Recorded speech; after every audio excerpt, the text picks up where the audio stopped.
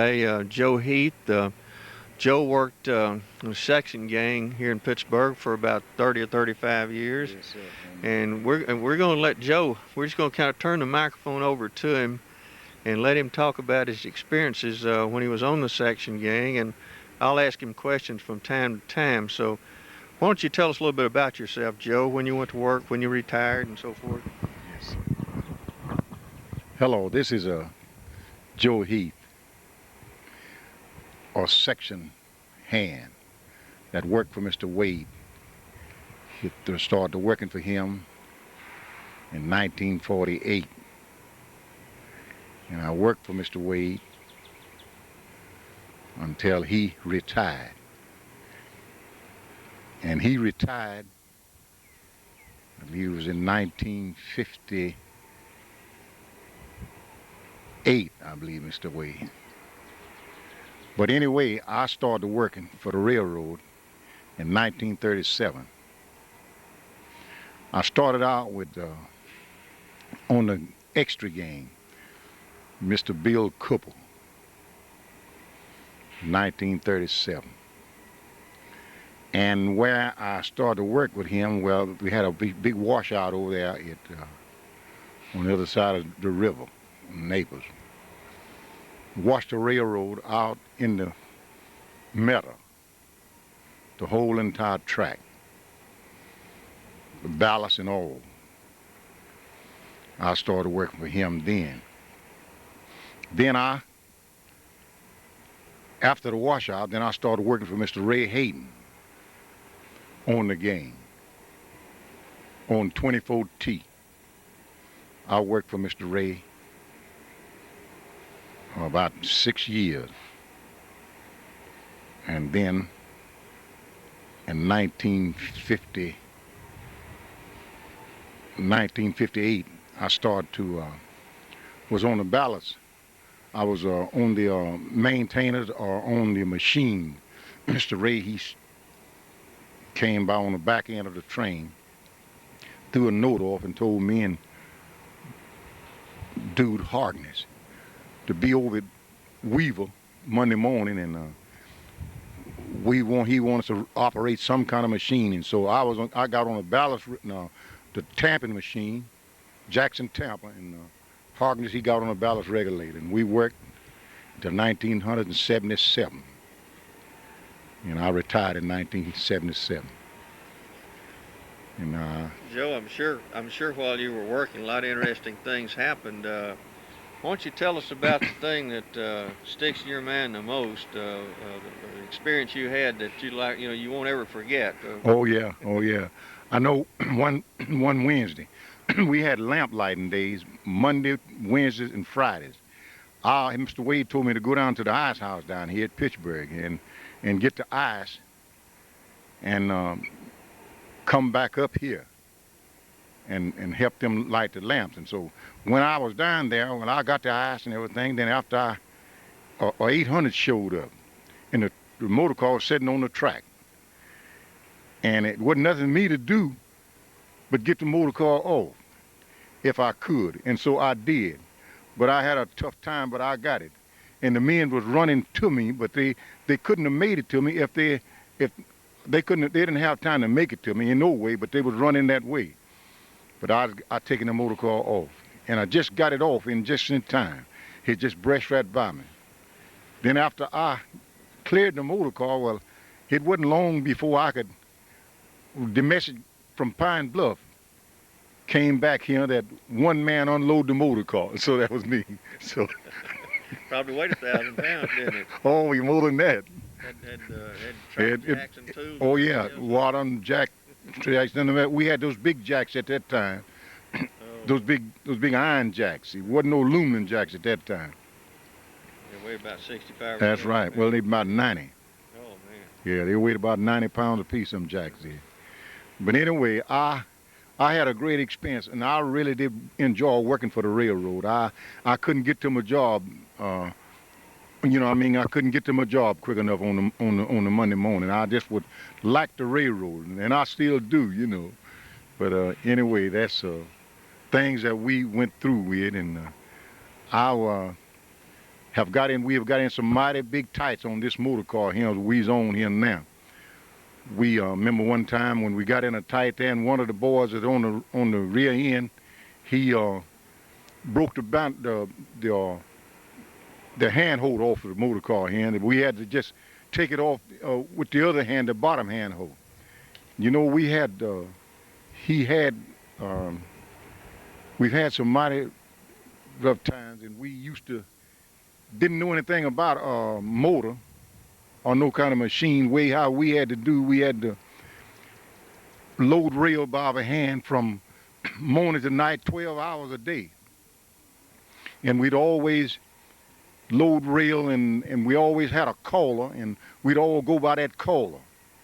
And we always had to really listen and hear what he said at all times, because if we didn't, somebody would get hurt. But everybody had to really understand at all times what he was saying. And he would tell us to stoop down, pick up rail, and then he'd say, waist high, and then head high. And when he said head high, well, the rail would go over to the next stake on the far side of the stake on the flat car. And that would be for 12 hours. We did that for 12 hours. We started loading rail one time there in Tyler, and we ended up in Russ. Now that was one day now. We ended up in Russ, Texas. Head high and rail. It was 12 hours when it taken us 12 hours to go from Tyler to Russ. Good gracious. That's about halfway left. Yes, sir. But we did it. Now you know what some working went on. Now you know what some working went on, man. Well, Joe, on a track car like this, how many men usually rode on one? 5. 5, okay. And the section foreman, or you, one of the two of you, usually was the driver. That's right. And you explain what the other guys did when they were sitting on the car just going down the track. All right.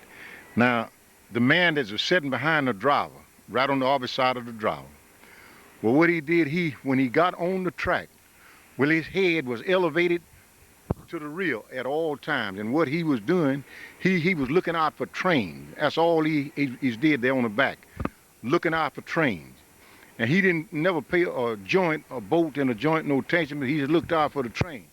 But the other 2 men, the 3 men rather, would be 3 or 4 men would be on the opposite side of him, in the front of him, and what they would be doing, they'd be looking for track bolts in joints.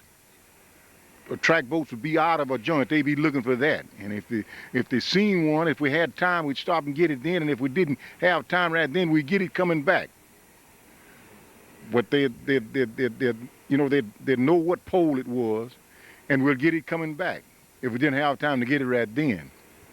But that's what they'd be doing. And the driver, he had his eyes the same direction that these guys would that was looking for boats. But what he'd be doing, he'd be looking for trains. So you had trains covered in both directions? That's right, that's right. And so then, but these other 3 guys would be looking for boats that come out of joints. And we had to keep them up, and we had to put boats in that when we catch one out, if we had time to get it then. So that's what we'd do, and we would come to the tool house, and we'd unload. But then in the morning time, what we do, first thing we do, he'll read the rule for the day. We read the rule for the day, and sometimes we wouldn't ever know what direction we going when we load the motor car. But what he'd do, he just point, like we're going south. Well, when we have to load the motor car, he just point that way. And then after, sometimes we didn't know what direction we were going, well, he just point north. We was going north, you understand? So we know what to do. He didn't tell you all a whole lot. No. That's so true. Well, did you have to load it at this, like when you was coming in towards Pittsburg, do you have a certain end of the motor car you'd head out towards Pittsburg? Oh, yeah. Yeah, we'd head out. Always with the radiator. That's right, the radiator, the front end of the motor car. Towards the front. Well, that's interesting. That's right. Tell us about some of these levers here, what they do. Joe, right here behind us. Now this lever right here next to me, here to the left here, that's the brake. That's the brake. And then this lever here, the second lever here is the belt. That's the pull belt. That's how you make your motor car move with this belt. You just tighten your belt and it'll move forward. That flywheel turned all That's down, right. didn't it? You That's just had to bring that belt to get right. on the flywheel. It'll move forward or you move backwards. But when we're going forward, well, you had to set this. Of course, they but anyhow, this is a spark. This is the gas here, the gas lever here. Well, you set this back here, and if you going backwards, this motor car is running going forward like this. Well, what we do is push that spark that away and bring this back here, and it'll reverse it. Okay. See, it'll reverse that flywheel going this way, but it'll start going back this way. See? Well, I'll be doggone. Yeah, see. What were these, chokes and things? Oh yeah, that's a choker here. Choker, okay. And this here's the switch. That's a light. That was a little spark plug, I guess, for a ladder. That's right. That's right. You see what it say? See what it say there? Yeah, close. Close. Uh-huh. That's the throttle. See. And open, okay. That's right. Spark. Uh-huh. And you say that all the ones I ever saw, that whenever they started them, they started them off by pushing them. That's right. But you were telling me, and I'm going to kind of get out of the picture, and you Mhm. explained a little bit how you would start one without having to push it. Oh yeah. Well, down on this flywheel here, when we load it, like a push car behind this thing loaded, well then they wouldn't push it because sometimes it would be dangerous. A fella could fall between the push car and the motor car. But then what we do when we load it like that, well, we catch this flywheel down here and just set your spark and your gas in. You catch this flywheel and you just pull this flywheel. Just pull it. If you really know what you're doing, because if you didn't, you could get your hand caught in there. But that's the way we cranked it. Fellas didn't know about how to operate it, but somebody really know what they was doing no way. So that's how we just catch that flywheel and crank it. And then after we crank it, then we'll tighten this belt. And you couldn't just tighten the belt all at once, because if you did, it'll kill it.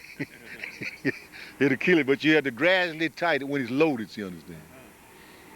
Well, this radiator up here, did it have, did y'all have antifreeze in there to keep it from freezing in the wintertime, or do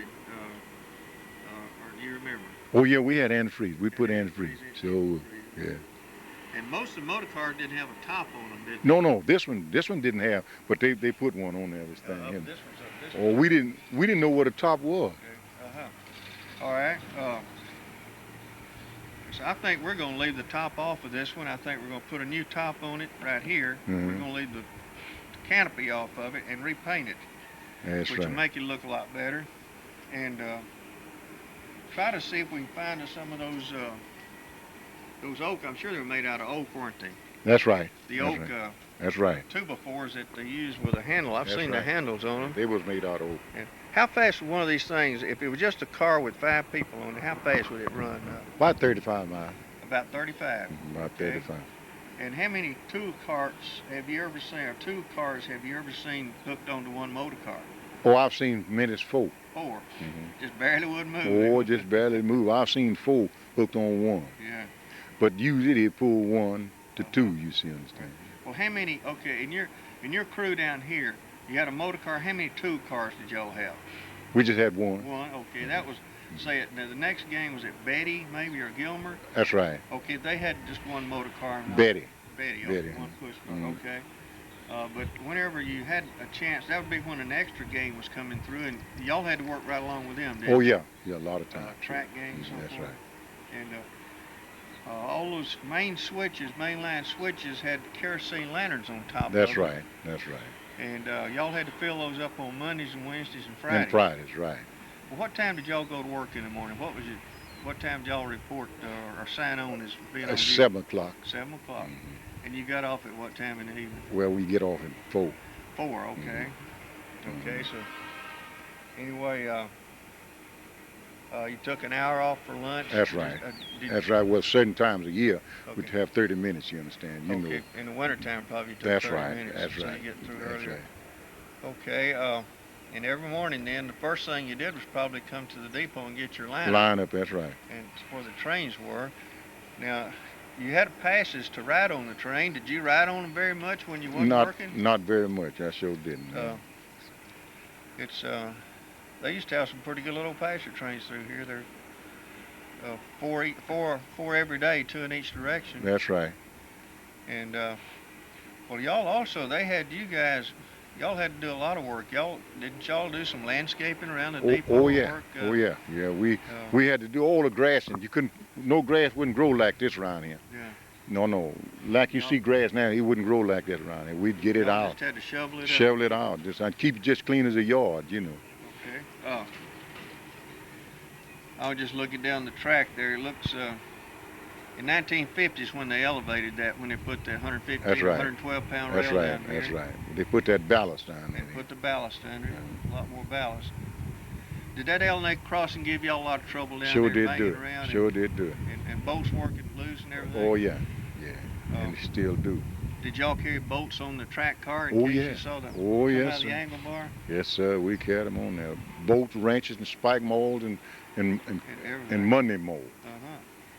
Okay, those I've noticed the bars that they would take, go in like this and move a rail over a little bit, or cross tie. What were those called? Lining bar. Lining bars. Okay. What kind of bar did y'all put in that jack to raise it? Lining bar. A lining bar. Okay. What did you have another kind of bar that you used? Well, we had a tamping bar. We tamped tires with. We had a tamping bar. Okay. And we tamped tires with that.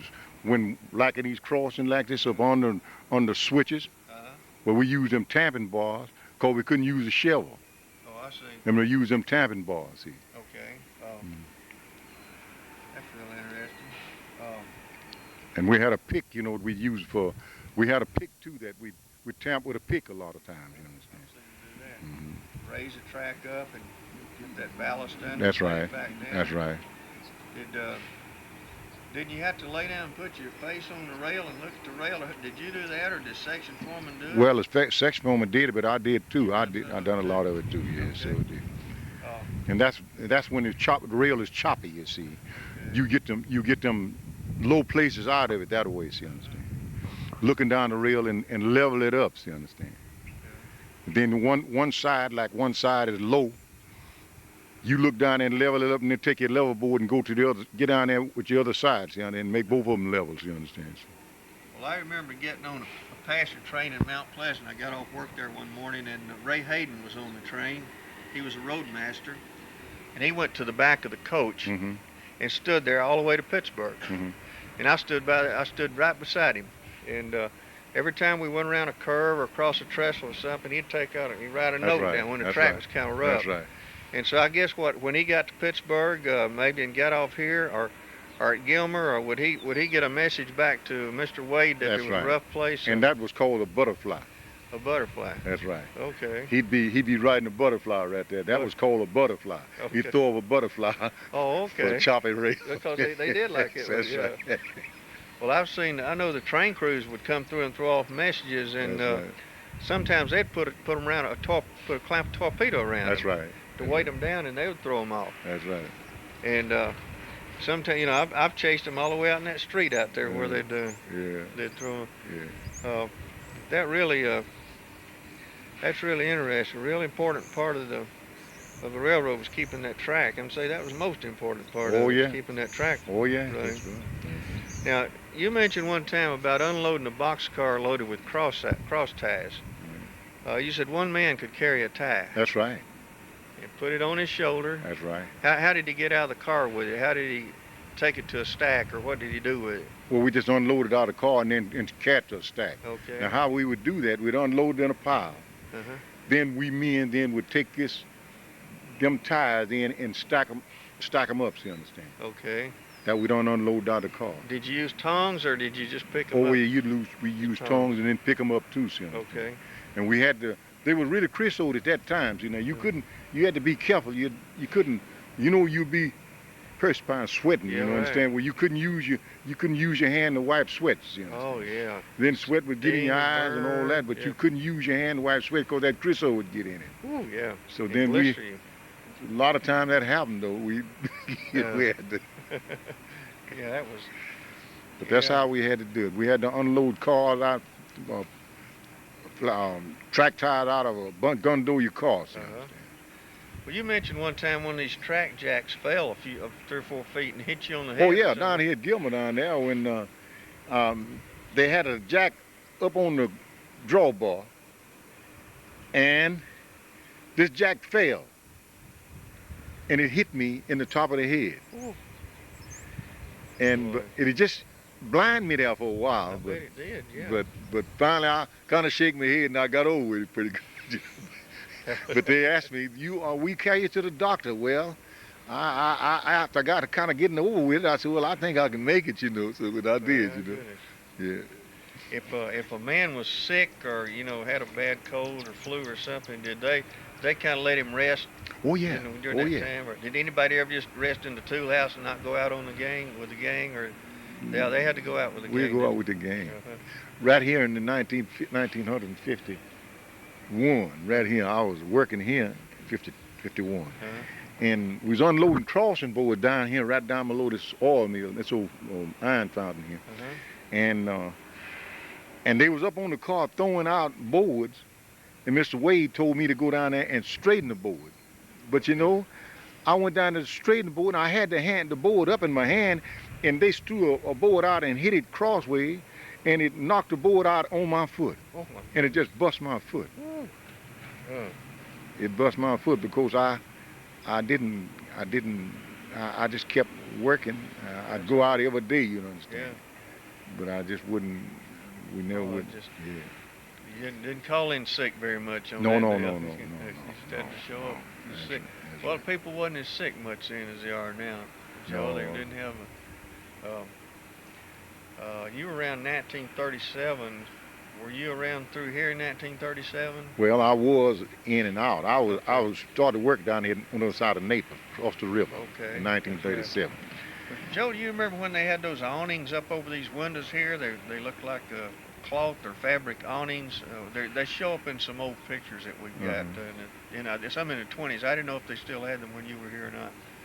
No, they didn't have them. But to keep the sun out of those. No, they didn't have them. Okay. Well, let's see what else. Also, if there's any, you all would work like out here. If they had some company material come in, had to be unloaded. Oh yeah, we'd unload that. Oh yeah, yes sir. We did a lot of work like that. Yeah. What's the biggest timber that you ever saw? Was it like 10 by 10 or 8 by 12 or? Yeah, about a 8 by 12 is the biggest I ever seen. Made out of what? Solid oak? That's right. Well, 8 by 12, and then I've seen 12 by 12. 12 by 12 timber. That's right. Use them on bridges. That's and right. Things like that. That's right. Okay. Did you ever have to jump off of one of these things? Oh yes. Oh yeah. Sure has. Like I say, we have got in a tight, and we had to jump over it and try to. The brake was holding it, but it wasn't stopping it. So we had to jump off and help stop it, and then take it off. You understand? We have got in that kind of tight too. That was the whole gang. You understand? I can remember seeing the wintertime, the guys coming in the afternoon, they would take their track car off right out there on the street. And the track wasn't elevated as high as it is now. No. And they would pull that car over here, and every one of them would have on a slicker suit. Oh yeah. The sun would be shining, but it'd be about 20, 25 degrees. Yeah. That was to keep that wind from going all the way through their That's clothes. so true. Yeah, that is really something. Yeah, they used to have an old house track here. And the next ran right here, and then the next track over, the main line, and then the next track was the short siding, short pass they called it, and the next track was a team track. That's right, sure was. Yeah, I remember those tracks. Sure when we made out a switch list, we had to tell That's right. the local where to pick up the cars at. That's so true. And I was colorblind, and that signal, that home signal for that crossing down there, the trees hadn't grown up so bad, and you could see from the office down there, and I couldn't tell a green light from a red light. And I'd started to suspect it when I was about 16 or 17 years old. When a train hit this approach signal out here about a mile or a mile and a half out of town, and it was clear he got a green signal. Well, you was in the office, and if you had orders for him, that kind of give you a little notice. That's because right. about the first crossing, your whistle part would be down here at the That's oil right. mill, That's right. and you had to have your orders ready to go, and you start on your way out. But if you look out, and I've seen that thing at the instant, it changed like that, and go outside with the orders and be ready for it. But anyway, that's y'all call these switches turnouts, didn't you? That's right. Is that what you call That's them, right. turnouts? Turnout. Okay. They had turnouts. And the first spring switch that was put in was down at Smith, wasn't it? At the south end of Smith. Smith, I believe it was. And yeah, they had a signal there. That's back. right. That's right. That's right. Down in Smith. First spring That's switch. the first spring switch. Was there a lot of trouble to keep up, Joe? Well, they wasn't no more than, there wasn't much trouble as the others were. In a way. Each time a train pulled out of a siding, every wheel would make it do like that, wouldn't That's it? right. That's right. But They wasn't as much trouble as the others were. You know, in a way of speaking, it wasn't, because they do their own work. You understand? They yeah, would. that's right. Only thing we had to do is kind of keep them soft out. You know, put that soft out on them. You know, Yeah. not oil. But we put that what you call soft out on them. You understand? Okay. Scrape them. We'd scrape them and Yeah. put that soft out on them. See? Okay. To keep them from rusting. You know, understand? Well, Joe, this car here, we're going to, like I say, put a new deck on it and repaint it, and probably be calling on you for some advice. Well, good. Well, listen, if you got anything you'd like to add, go ahead and do it. We've got a little tape left. If you got anything you want to say, go ahead and say it, and it'll be on film. And well, I just got a lot I could talk about, but I just can't altogether think right now. But yeah, I got a whole lot I could talk about on the railroad. I still think that story, one of the best stories you told, was that time old Gibb let that 800 back when he was flagging there. Well, that was one story right there. He had been flagging for 20 years. Yeah. For Mr. Ray Heath on 24T. Gang 24. And Mr. Ray would never fool with no other flagman, just one flagman all the time, because he had confidence in this one flagman. And that was Big Gibb, Ernest Gibson. Okay, Big Gibb, And so he went somewhere that night or something and stayed out late or something. I don't know what happened, but altogether. But I know this would happen. He was flagging, and Mr. Ray was taking out rail with his gang down at Gilman's. This between and Gilman. And they heard 800 squall. Yeah. And some of them hollered to Mr. Ray, I ham over yonder. He said, oh, said Big Gibb got him, say, give me two more. Talking about take out two more rails, understand? Change out two more rails. Yeah. Pull two and then put two in. See? So when that, some of them hollered in and said, Mr. Ray, I ham. It look like he just ain't cut on none. So, so Mr. Ray, he noticed it then, you know what I'm saying? So he never could hear him say poop poop, you know what I'm saying? You know, when he saw the flag. When he flagged him, see, when they see, he's supposed to give him an answer when he flagged him, see, and let him know he's seen the engine there, and let him know he's seen him flagged him, see. So then when he flagged him, well, he's supposed to poop poop like that, see, and let him know he flagged him, see. But he didn't ever hear that sound, see, understand? So he came on down there, and Mr. Ray pulled his shirt off and give the engine them a signal to jump, you know, understand, or something, trying to flag him, you know, see. That big 800 come on down there and turn over and out on the bridge there. Oh, my goodness. Oh, boy. And Big Gibb, what happened, see, he was out there asleep, but he was out of the right-of-way, over the fence, sleep. And the train got by him, see. In the shade. He came on down the railroad track just crying, you know. Oh, goodness. Mr. Ray told him, said, don't you come down here crying, you know, but he just crying to hurt, you know, so bad, you know. Mr. Ray, don't you come down here crying. Mr. Ray know what had happened, you understand? He knows something had happened, that he's asleep or whatever, you know. Well, did they fire him for that? Oh, yeah, they fired. He liked to went to the penitentiary. Oh, good. Sure did do. Sure liked to the pen, went to the pen, man. I guess he knew he'd really messed up. Yeah. Well, Joe, we'll have to get together like this again. You be thinking some more, and maybe yeah. we can get Lacy up here again, and we'll we'll put something else on Yeah, film. well, good. While Good. a few of us still around, we might That's as well right. do it. That's you know? right. That's right. Yeah. Cause we got a lot of stories. We got a lot of stories to tell, stories, understand. yeah, But I just yeah. can't think right now too good. But. Well, it sure is good to have you up Yeah, here. well, I'm just And glad to be. I want to thank you for doing this Oh, for us. yeah, yeah. And like I say, we'll have it from now on. And Oh, yeah, good. and really Good. appreciate you coming down and Good. taking time to share this with us. Good. And just you know, like on them tires at 9 or say 39-foot rail, something like about 24 tires, understand too. 24 tires, okay, Something yeah. like about 24 tires to a 9-foot rail, Yeah, 39-foot rail. Okay. Yeah. So. Yeah, I'm sure you counted them a Oh, lot of Lord. times.